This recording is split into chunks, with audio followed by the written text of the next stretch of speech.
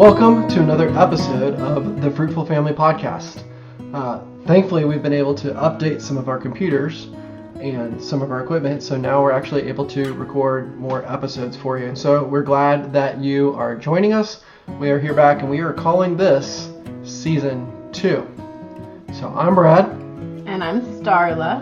And here is where we share our ideas, our convictions, our experiences, and more related to all things faith, family, and farming. On today's episode, we are discussing homeschooling. Dun, dun, dun.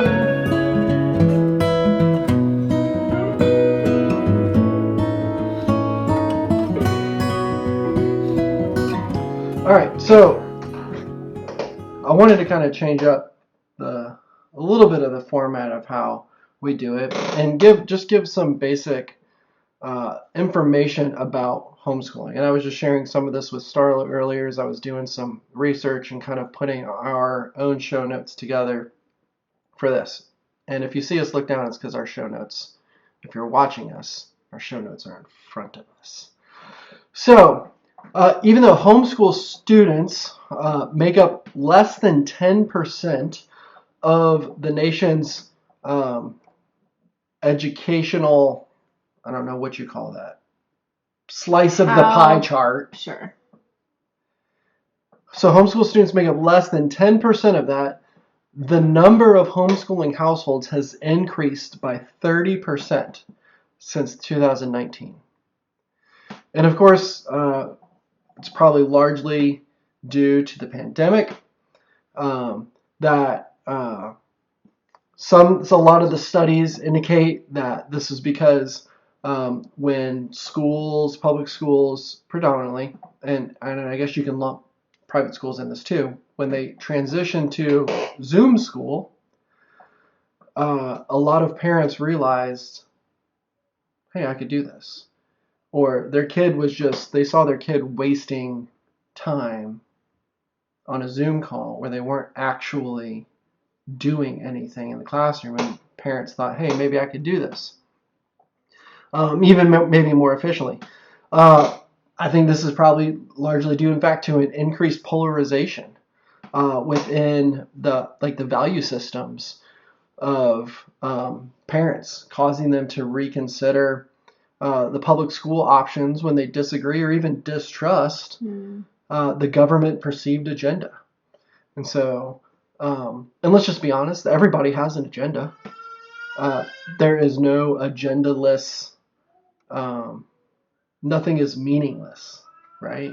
There's meaning to everything, and how we choose to go about things and what we choose to teach and those things, they all have an agenda. Absolutely. Yep. So nothing is neutral. That's what I'm trying to say. No. Nothing is neutral. And so I think there's been in this span of years, there's been an increased polarization along those lines. I think parents also see the freedom to move at a pace comfortable to their own kids. And so maybe your child is moving a little bit slower. Instead of sending them down to remedial classes and you just go slower.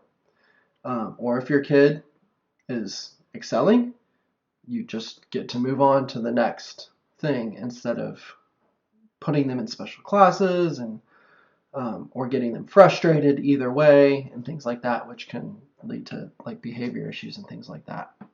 But whatever it is, for whatever the reasons are, parents are beginning to choose homeschool for their kids. And obviously we've made that decision for our family as well.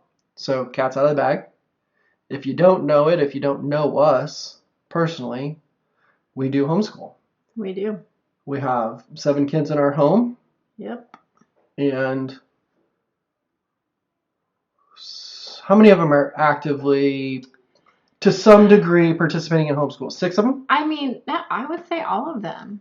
I mean, our littles, while I am not even technically doing preschool with them necessarily, they can count mostly to 20, and they are learning Latin and learning classical conversations. Well, Owen's 10 months old, so let's say 6 out of 7 kids. Yeah, sure. Okay. He hasn't quite picked up the Latin yet. Right. Not yet. He hasn't quite He's picked still up working English on yet. mama and dada. That's right.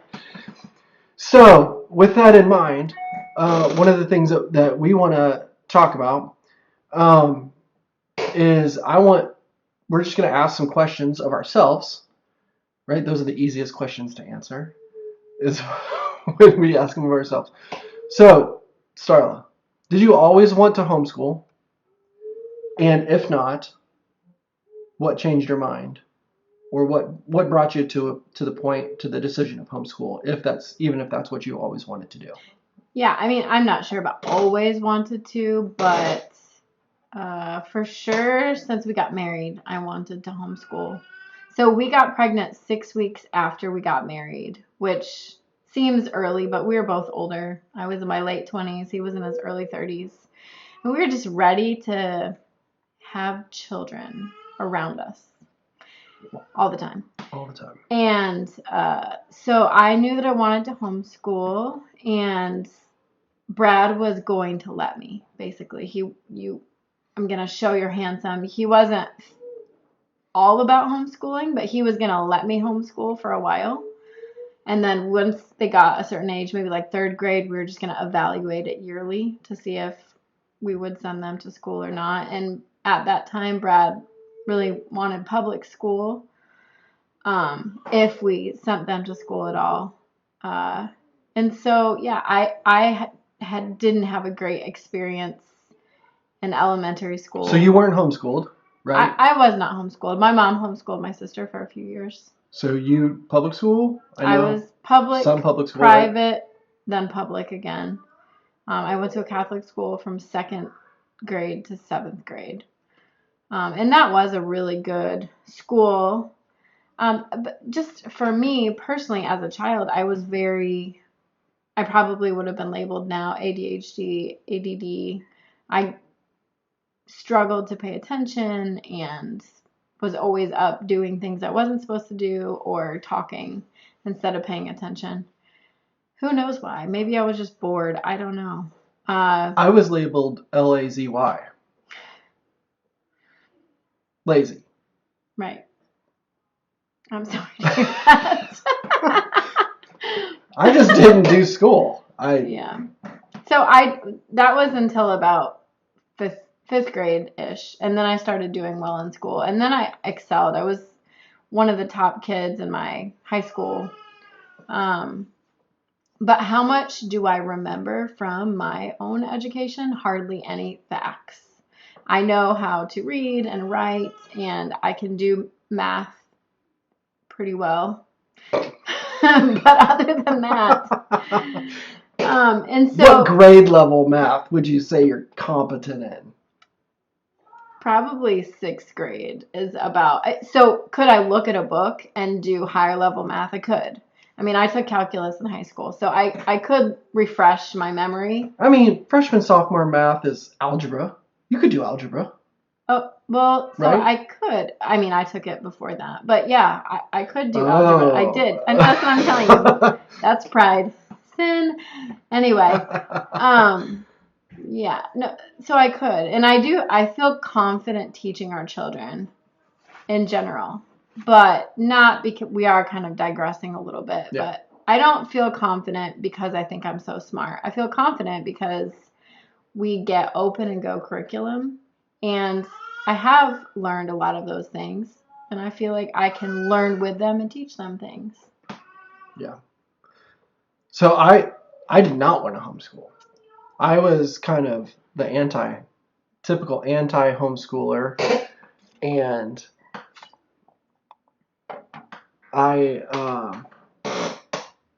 the reason was, one, I was public school, so I was normal. Right? We were the normal kids. And, like, especially at church, we had, like, the big families. They were the weirdos. Ironic, right? And they were the ones that homeschooled their kids, but their kids were the ones who were, like, reading books in the corner. And, like, they were social when you interacted with them, but they weren't the extroverted kids. And I was an extroverted kid. And so it just didn't really... We didn't have anything in common. I didn't read a book till like my third year of college, and they were like devouring Tolkien books in like 6th and 7th grade. And plus, I had bought into this, and we might mention this a little bit further too, that like Christians belong in the public schools because you're to be a missionary into a dark place. And I'm not necessarily going to argue with the principle that missionaries go where there's darkness. There's different aspects of that too. But my premise was that homeschool kids would not be normal. And now, how long has it been? Almost 25 years since I graduated high school. Okay. Public school is not the same now that it was 25 years ago. It's not the same. And it wasn't great then. And it wasn't great then, but the issues that kids are dealing with now and coming face to face with now in public school are nowhere near, like, the things I went through in public school look like elementary compared to what kids are being faced with and struggling with and being pushed towards. Right. In public schools these days. And I am not just tolerant of homeschool, like just saying, yeah, you can do it. Now I'm like, I am very pro homeschool because my kids are normal and everybody else, like, I'm going to get myself in trouble if I finish that sentence. There are situations in homeschool or in public school that would expose my kids to, I'll just say it, to freakishness and to freaks. And I want my kids to be normal. Yeah.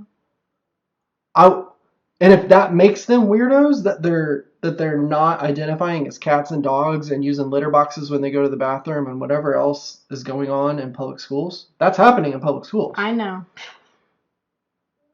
If that makes them a weirdo, then by God's grace, let's be freaking weirdos.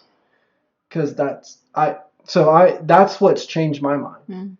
Is and along with a couple of the other things that we're going to share about why we'll talk a little bit more about why we chose homeschool as well. So I was before Starla, I was anti-homeschool. Then I was tolerant homeschool. And now I am sola homeschool. And I think we talked about this a month ago probably, and I said, well, what if it wasn't me that you're married to? What if it was somebody else and they didn't want to homeschool? Would you have made that shift on your own? And you said that you thought you would have made it. I think eventually around COVID, you would have been. If I hadn't been there already, that certainly would have pushed me to it, I think. Yeah. So, with all of that said, what do we do for homeschool? So maybe this is like a couple different parts to this question. One, because if you do homeschool, you know this already, and if you're exploring homeschool, you're being thrown in the deep end, to know that there are hundreds and hundreds of curriculum options. And it's overwhelming at best. Like, we've talked to other families, like, I just don't know where to start. And like, what do I do? Like, what's best? What do I do? I feel so just briefly. Yeah. What do we use curriculum wise? Mm-hmm. And do that first, and then we'll take the second part of the question. Okay. So currently we do a mix of different curriculums. So we have pretty much since Haddon was 5 years old done classical conversations. And I do not do the full-blown classical conversations everything. We did attend the co-op? Is that what it's called? Classical conversations. It's not called that, but I can't think of what it is called. We'll just call it a co-op. we did a group of CC with other families. Clan, huddle, Nope. post. Just stop. Anyway, we did it with other families for a while, but we just have too many children at this point for me to feel comfortable doing that rigor with being in a classroom with each child. It's just too much for us. But we have done the memory work for the last 5 years because Haddon's 10 now, and it's great. It covers math, math facts, history facts. There's a timeline from creation to now. You learn presidents. You learn so many different science, history, math, facts. And I think one of the strengths of classical conversations, and so we made the investment. I don't know if it was when we stopped going to the co-op format or what, but we invested in the CDs. Was that before or after? Well, we have one of the and so years of CDs. I think one of the strengths of classical conversations is much of it is set to music. Mm-hmm. And so kids at an early age, learning style, it's why you, like in law enforcement, when we would make a stop, right, and you ask somebody to recite their ABCs, nobody ever just goes, A, B, C, D, E. Everybody sings it. You're taught to sing at a very young age, and that's a memory cue. Mm-hmm. And I think that's one of the strengths of classical conversations, that a lot of it is song based, and if the apps are so cheap, it's like $16 for each cycle. There's 3 cycles, so by the time your kids are grown up, they will have gone through the cycle 10 or 15 times. So they will literally know all that information, especially if you have littles who you keep doing all the different cycles with your littles. And a lot of it is song based in the app, but anything that doesn't have a song with it, you can find it for free on YouTube. So literally all of the information could be in song format if you desire to search. And it's just great. Gosh, even if we don't do any book work, if we just do CC review, then they're learning things that are going to serve them well, and it's just making those connections in their brain so they can memorize more later. So we do CC. We do CC. We've done that the whole time. Mm-hmm. When you do CC, you really do also need to do math and language arts. So to learn how to read, we do Teach Your Child to Read in 100 Easy Lessons. People don't always love that book, but it works. It's good. So we'll use that to teach them how to read for a few years.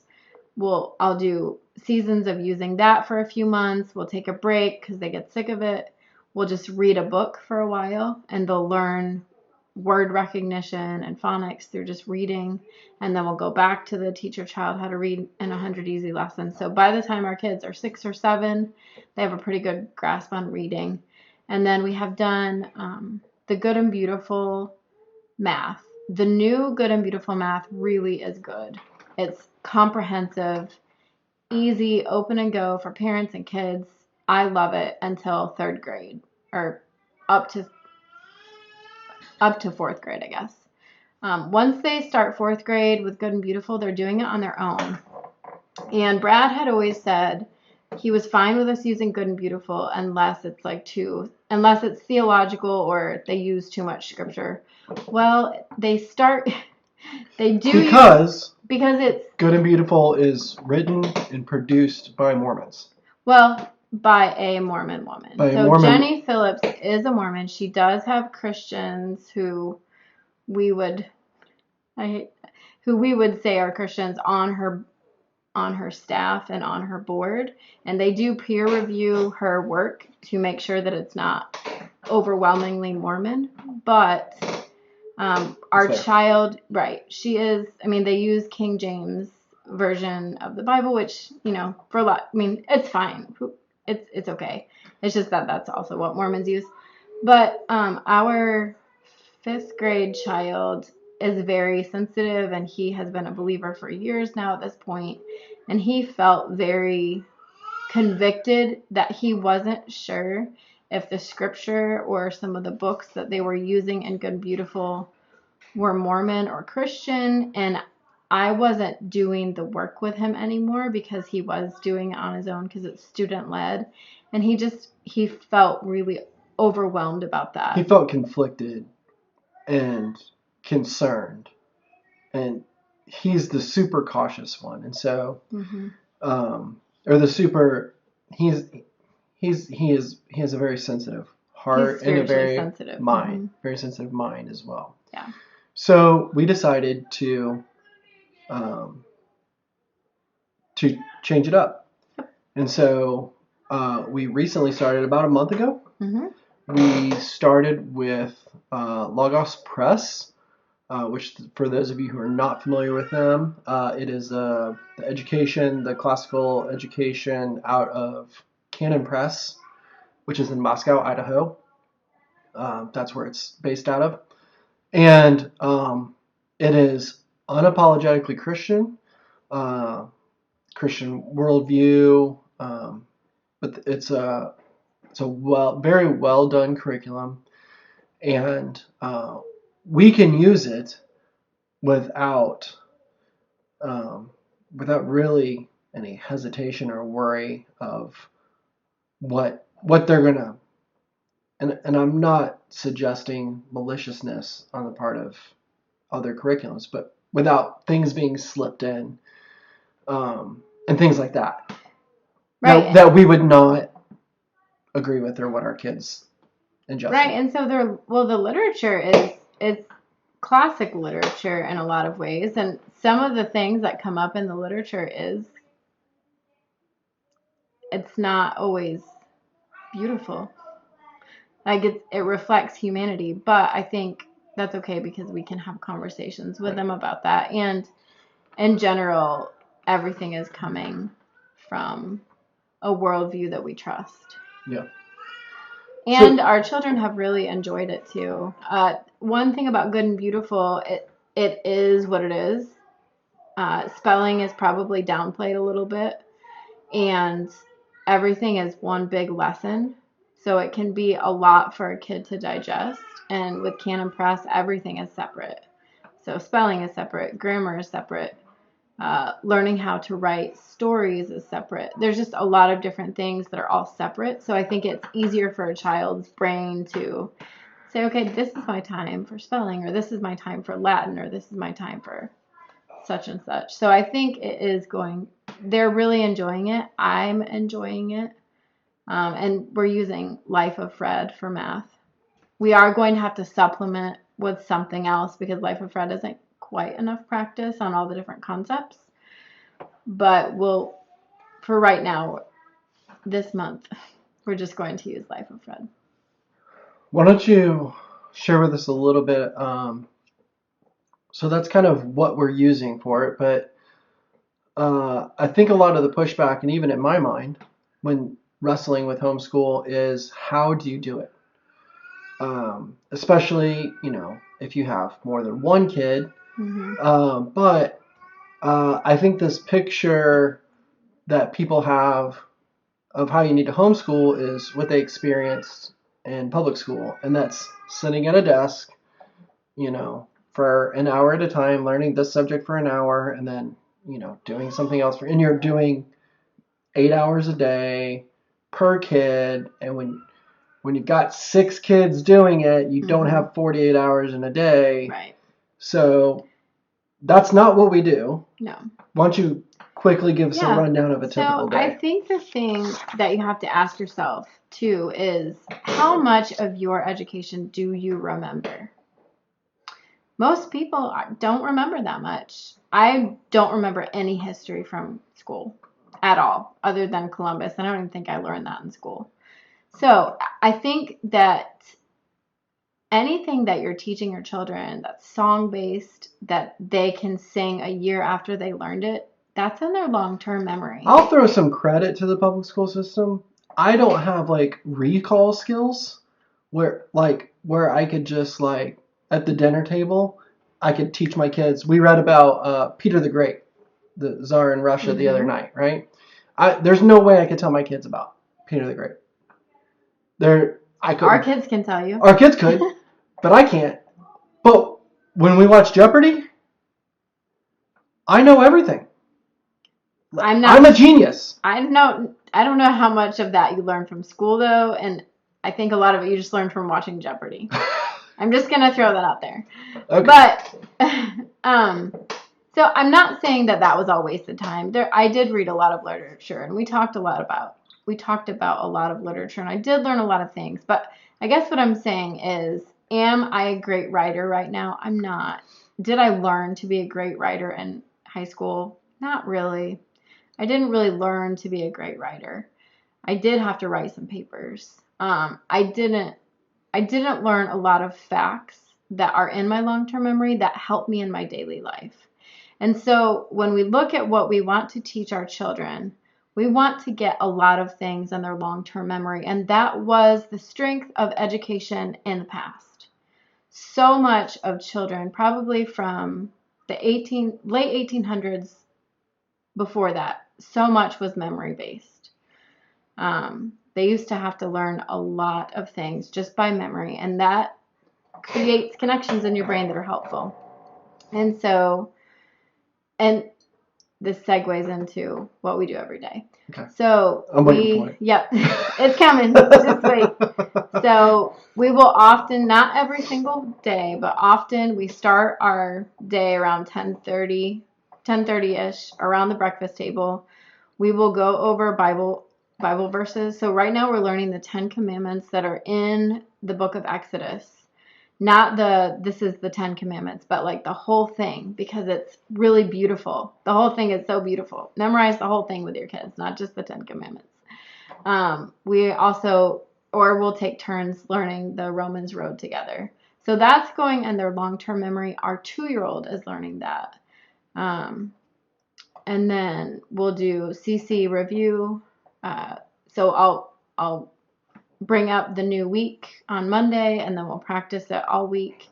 And we'll do that for 24 weeks. It's a 24-week cycle. And then probably once we're done with the 24 weeks, we'll just probably go through it again before we start our new year next year. And then after that, I do school with the big boys. And I don't do every subject every day because I just can't. If you have 2 kids and it doesn't overwhelm your children to do every subject every day, then go for it. Do all the subjects every day. Make it fun.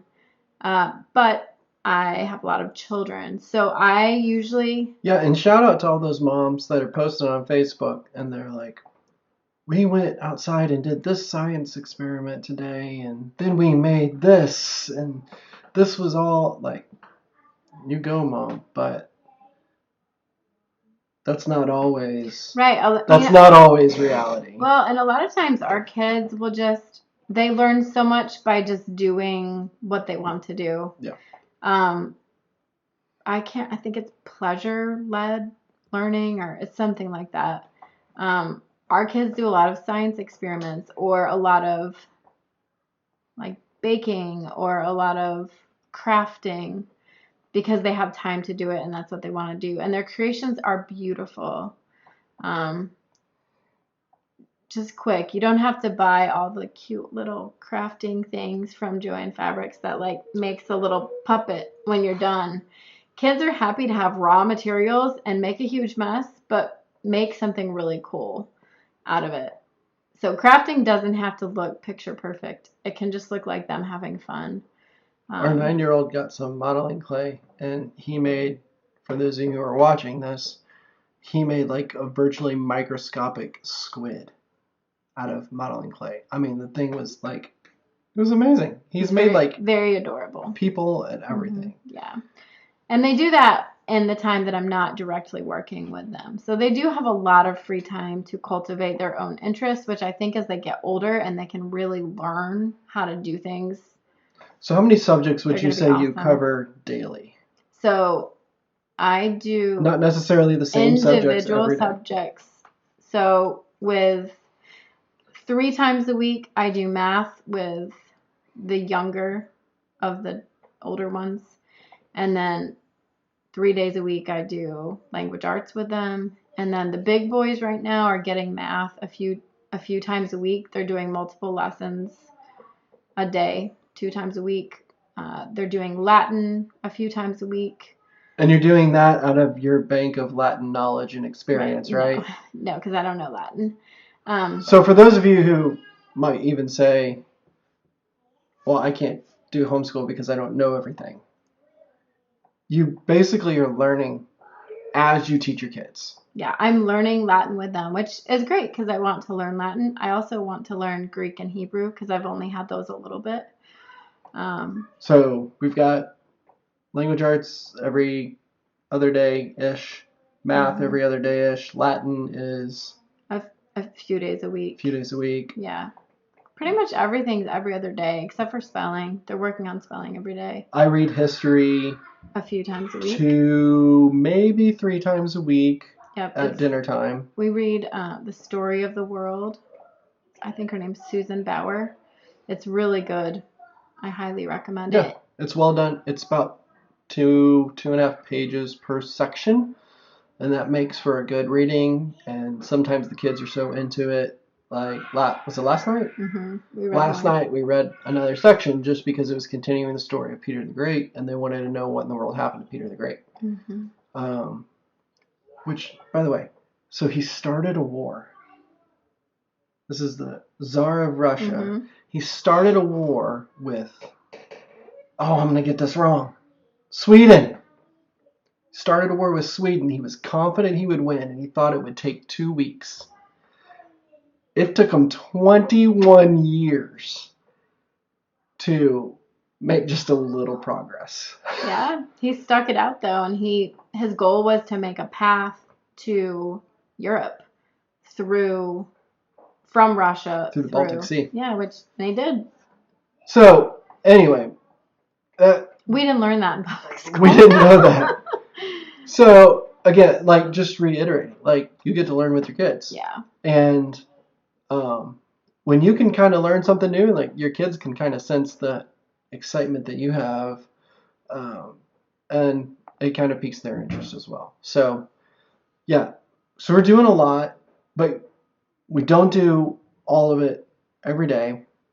It's broken up, right? The kids go outside and play. They make stuff, whatever.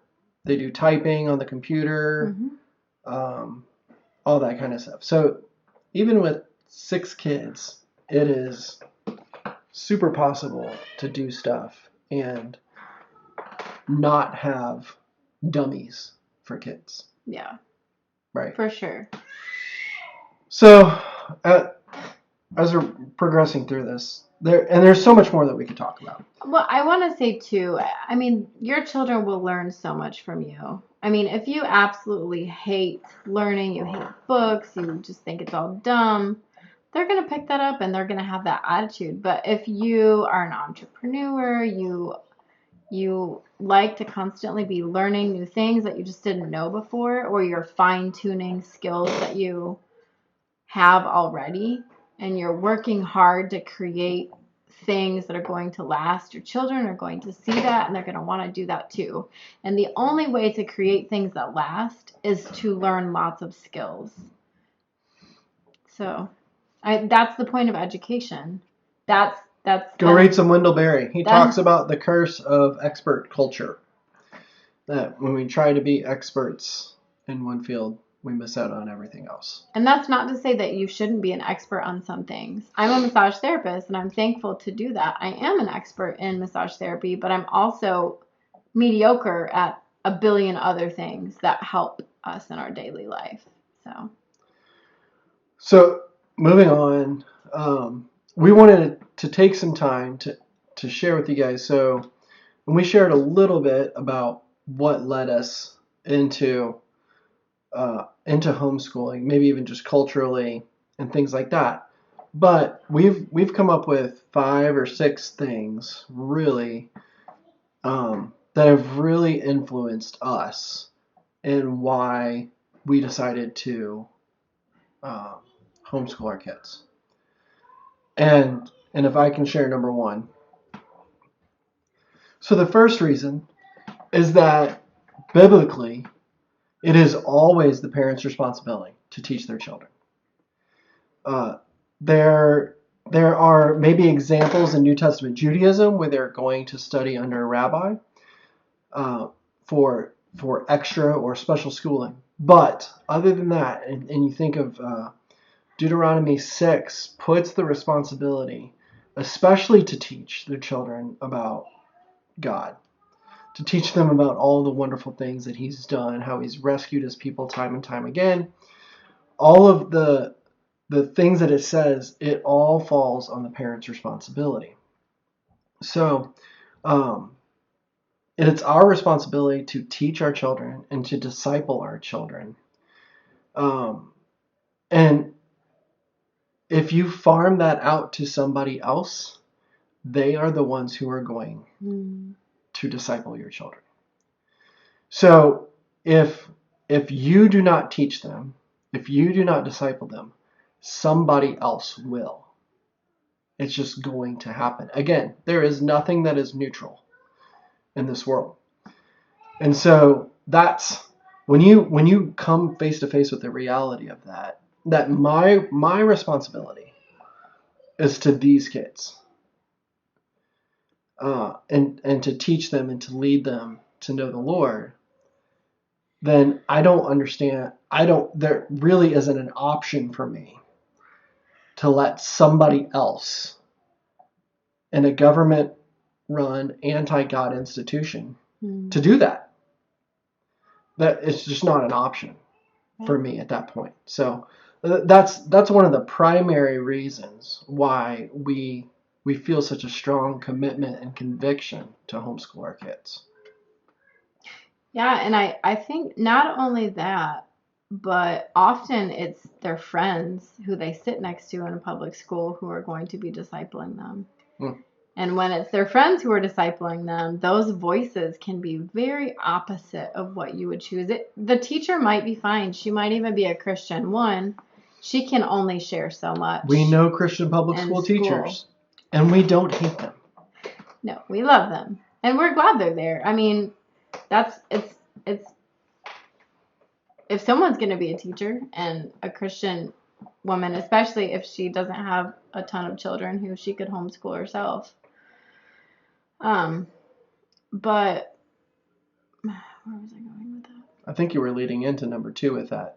So the friends at school are the ones that are discipling. Are the ones who are going to disciple them. And gosh, there are a lot of things that those friends are going to say and do that you do not want your children discipled by.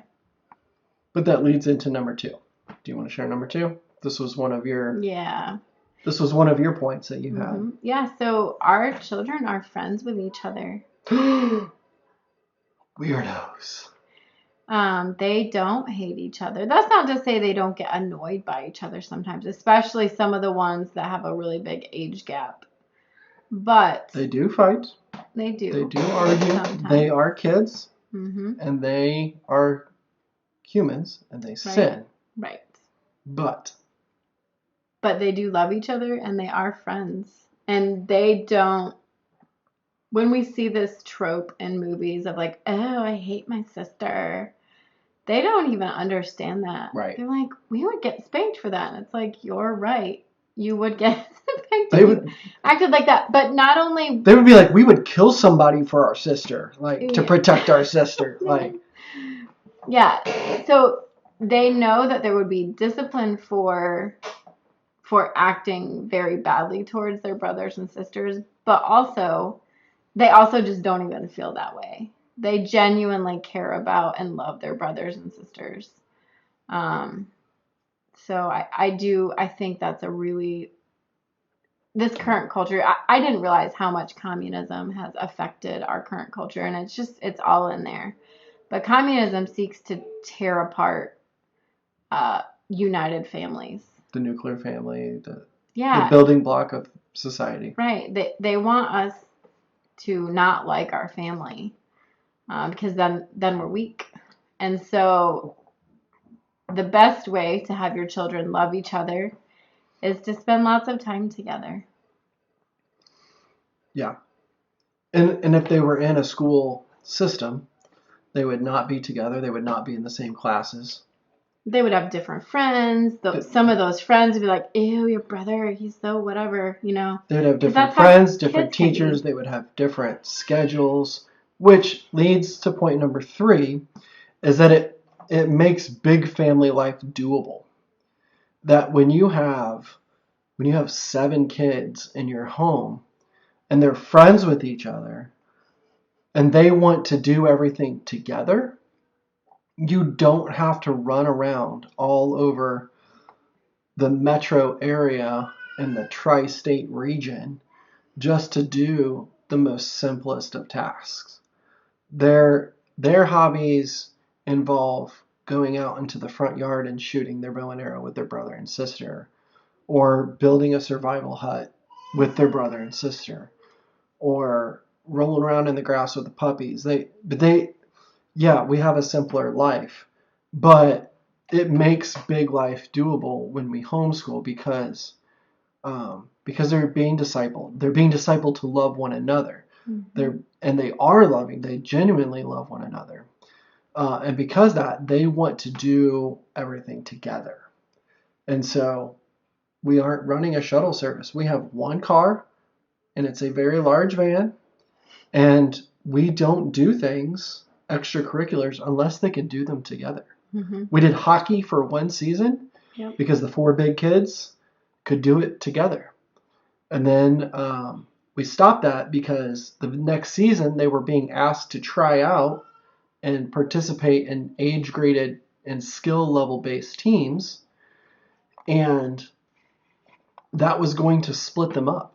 And we were going to have to do one practice on a Wednesday night and a game on a Saturday. And that's just not realistic. And our commitment is to not spend our lives running our children to different things all the time.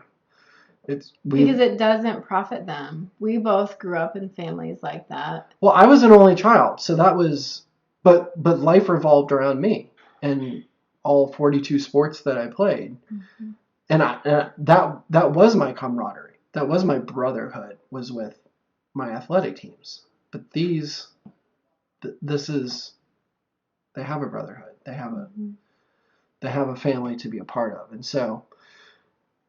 Don't spend your life. Don't waste your life. Don't waste your parenting energy being a shuttle service for your kids.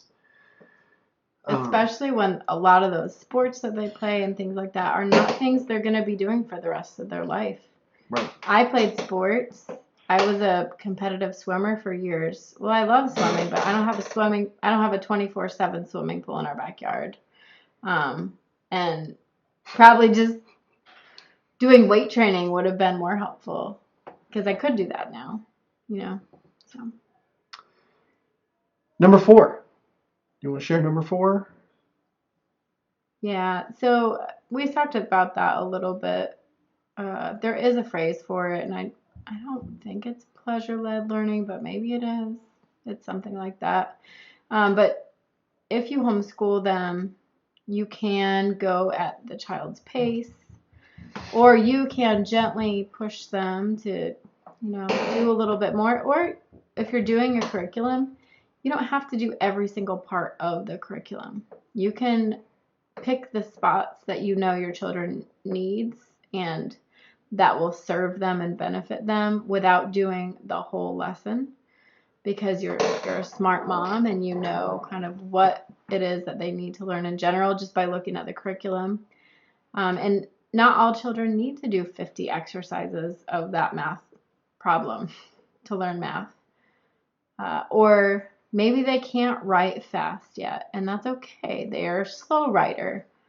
Ask me how much I handwrite every single day. I do this. If I have to write something, and you don't even do that on my that phone, much. And I don't use technology much. So it's okay if your children write slow or maybe they aren't the best spellers. It's okay. You can get there.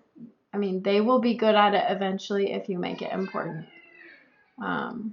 They will be good at things eventually as long as you take time to make it a priority. I think a great example of that, as we kind of bring this down, is our 10-year-old who struggled to read.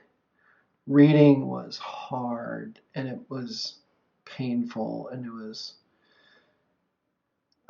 just not fun trying to teach that boy to read. He was disciplined on He multiple fought occasions. it so hard. He just did not want to read. And something clicked one day, and like he read an entire like science fiction series in like a week.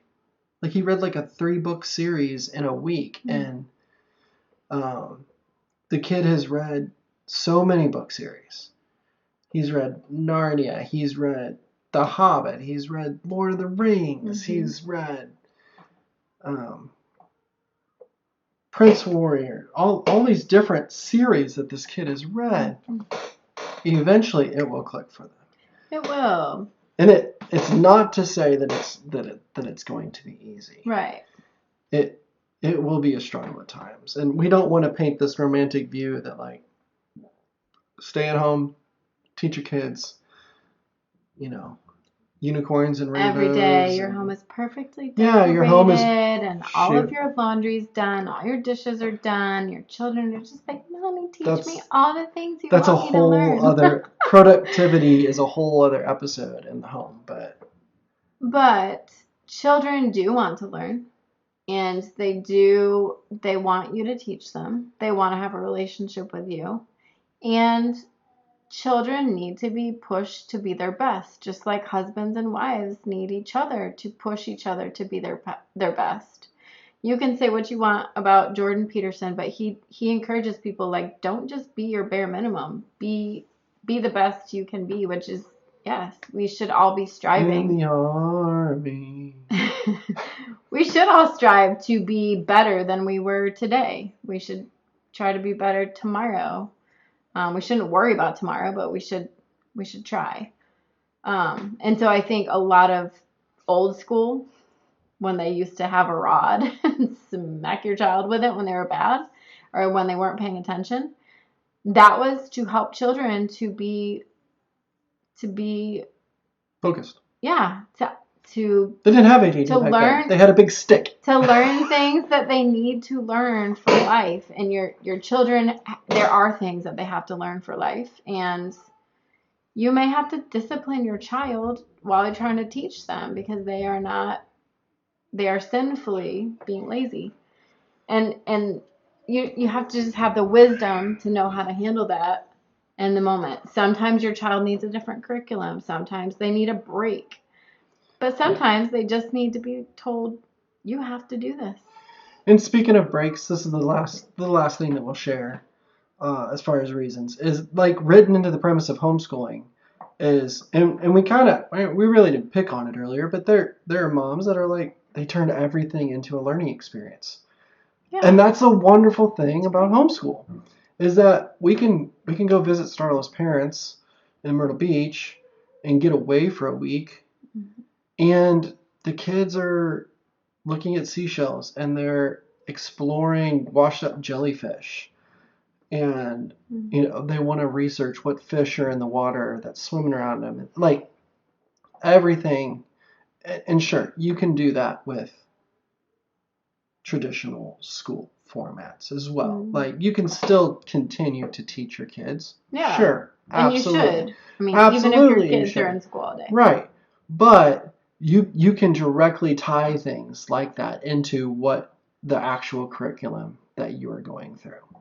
Or if you know that you have something coming up, you can, like Starla was just saying, like hit pause on this and let's focus on marine life for a couple weeks. Yeah. And you can learn about that thing and prepare them for going there and whatever. So you really get to kind of choose your own adventure. You get to make the most of it, and you can,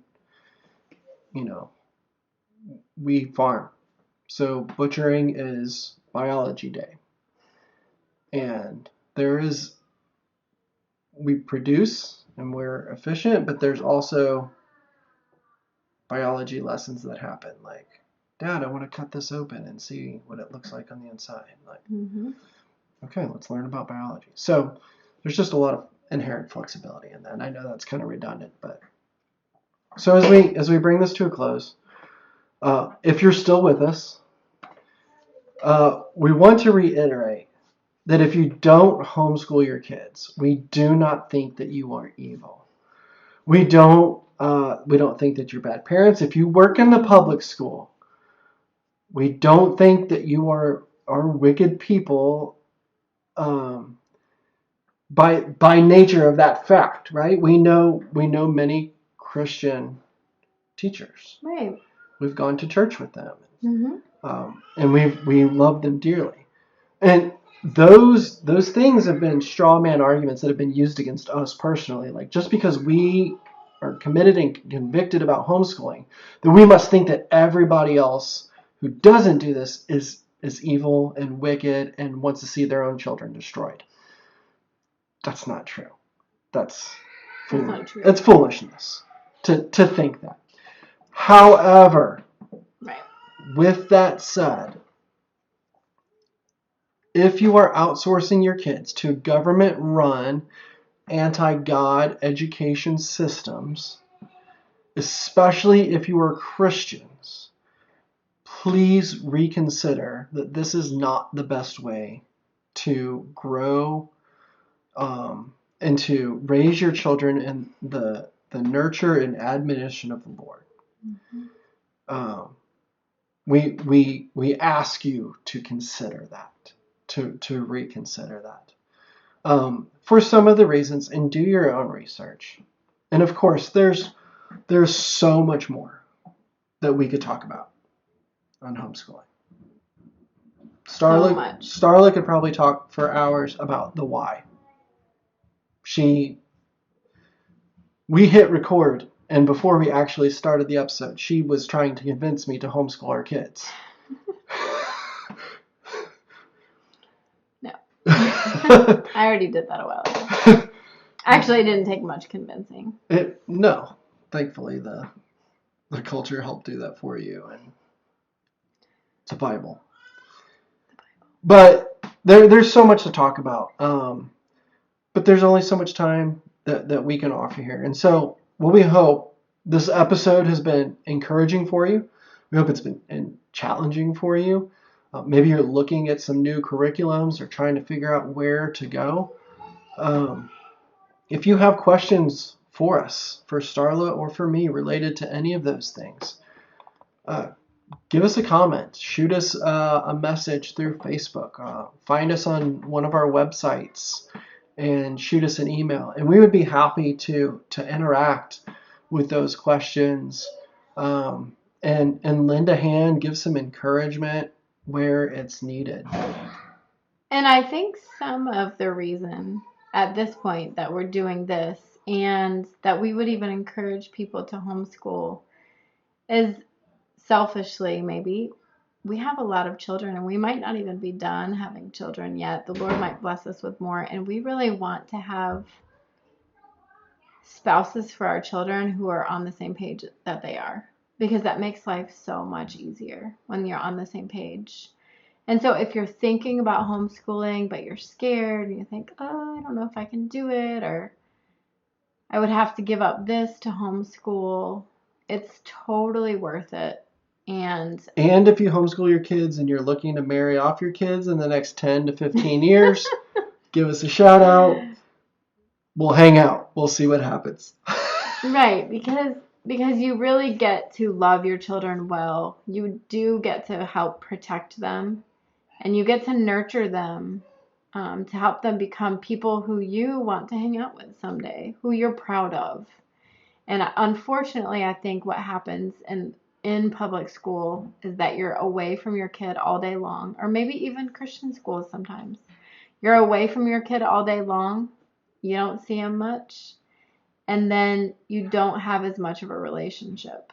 So they don't become someone that you want to hang out with. They become someone that somebody else wanted to hang out with.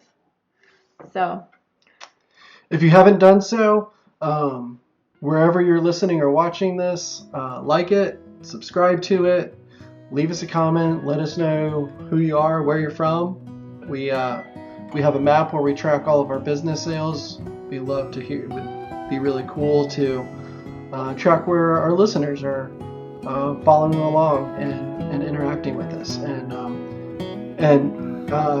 if anything, what helps us is if you share this with a friend. It helps get the word out about this podcast and the other things that we're doing. So like, comment, subscribe, share with somebody. We appreciate it. As always, be fruitful. Until next time.